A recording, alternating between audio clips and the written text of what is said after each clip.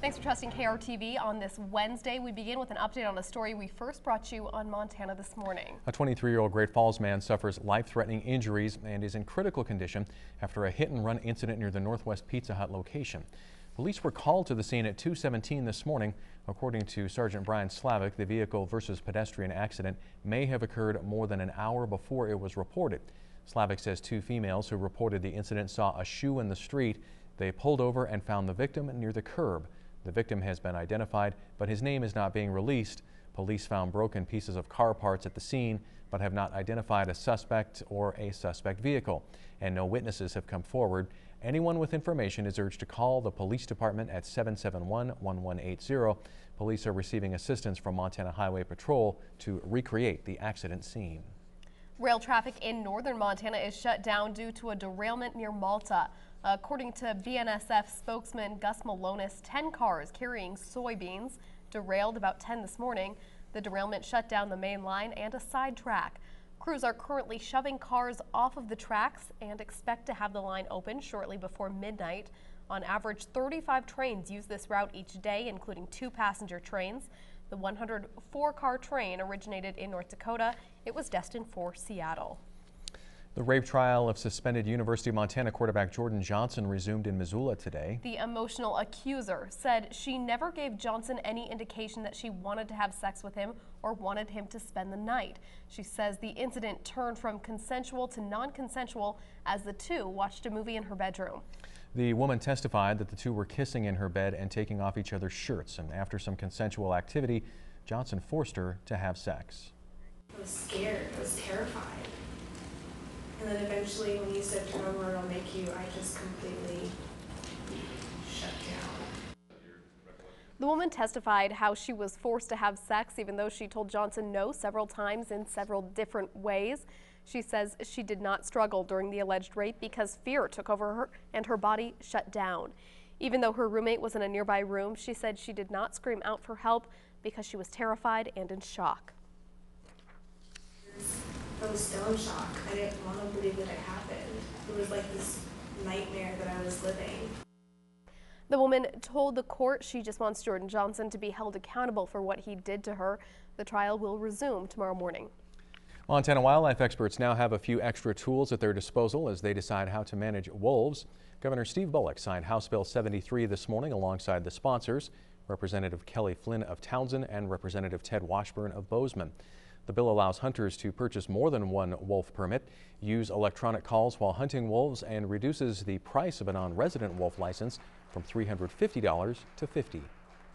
As we implement this and go forward also, though, I've asked the director to make sure that we're educating hunters about collared wolves around the parks and also to re-engage a wolf management council that used to be, part of our state in the past. Bullock's comments about collared wolves refer to a portion of the bill which prohibits FWP's commission from closing wolf hunting areas outside Yellowstone Park before quotas have been met. It responds to concerns after several hunters shot wolves with collars that were part of a federal study program. 40 Days for Life, a pro-life campaign, kicked off today all over the nation, including here in Great Falls. Armed with signs against abortion, demonstrators took part in a protest and prayer outside Great Falls Planned Parenthood. Participants say they will protest peacefully until March 24th, reaching out to the community with their message of ending abortion. I just really don't like how in our culture it seems like people act as if babies are such a nuisance, such a hardship, and really I believe that men and women working together can make better choices.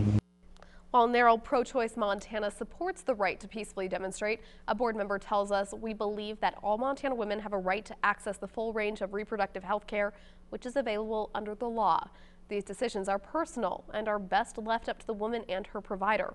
Women must have the autonomy to decide when or if or how many children to bear.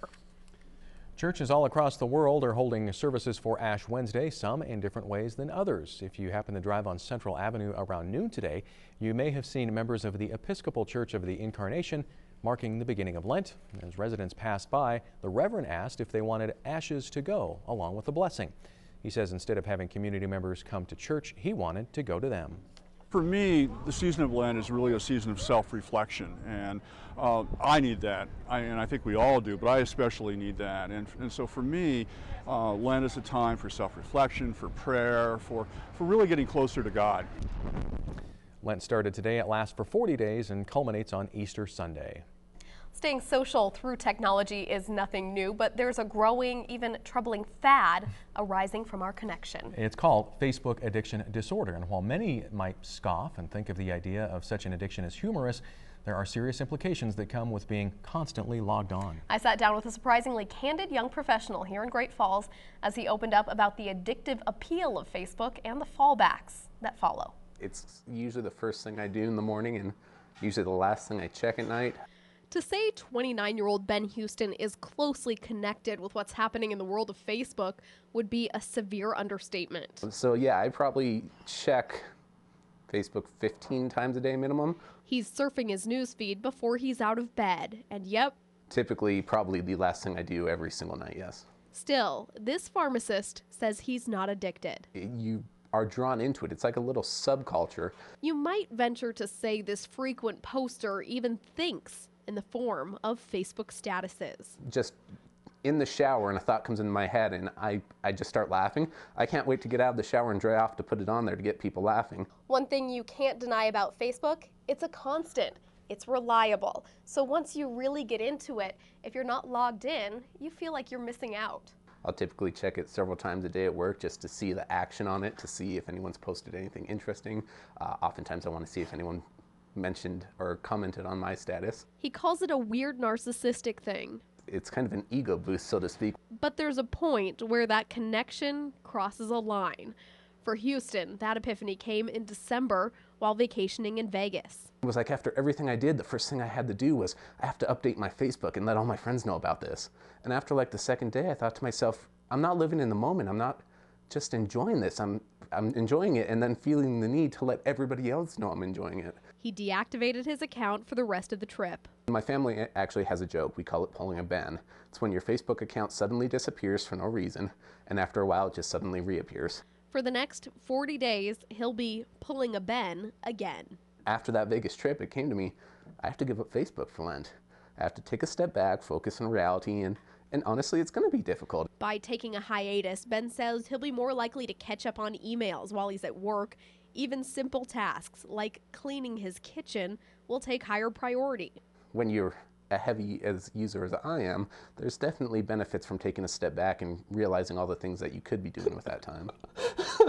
But rest assured, Ben will be back, along with about 1 billion other Facebook users around the world. And I just got a notification. Ben texted me today. That's going to be his new vice, I think, for the next 40 days. He said he stayed up until midnight specifically so he could be on Facebook until the last minute and then deactivated his account. I was going to say, if he gives up Facebook, he should tweet that. Oh my goodness.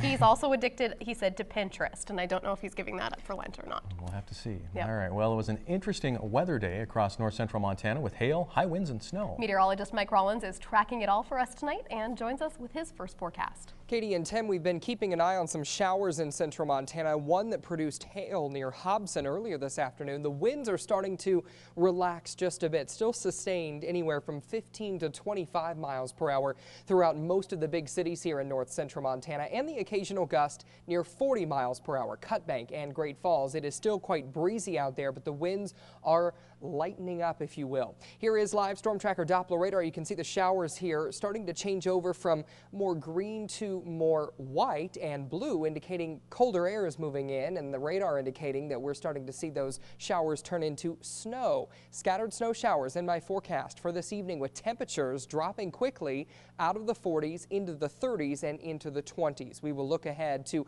how much snow you can expect and what to look forward to on Thursday coming up in Storm Tracker weather.